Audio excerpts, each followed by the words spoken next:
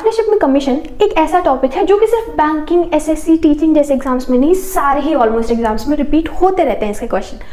तो इस क्वेश्चन को जरा सॉल्व करने की कोशिश करो, मुझे आंसर कमेंट बॉक्स में बताओ।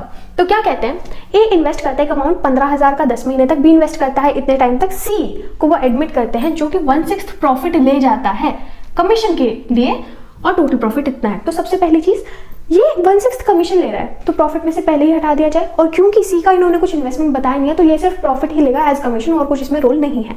ठीक है मैम, अगर मैं इसका 1/6 निकालूं तो ये कितना आएगा, 1500 आएगा, 9000 में से 1500 जाएगा तो 7500 बचेगा। मतलब अब मेरे पास जो प्रॉफिट है वो 7500 है, जो कि मुझे इन दोनों में डिस्ट्रीब्यूट करना है क्योंकि और हमें यहाँ से बी का शेयर निकालना है।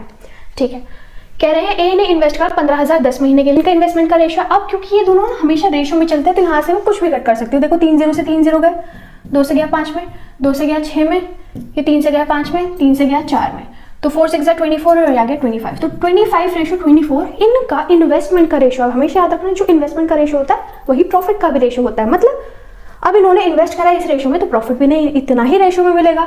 तो 24 हिस्से चाहिए बी को, टोटल हिस्से कितने हैं मैम 49, और करना किसका है मुझे 75,000 का।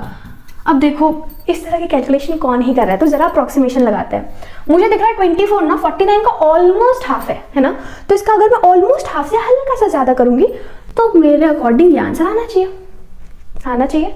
और एक्चुअल में अगर आप कैलकुलेशन करोगे तो यही आंसर आएगा। तो मुझे जरा कंफर्म कर दो कमेंट बॉक्स में।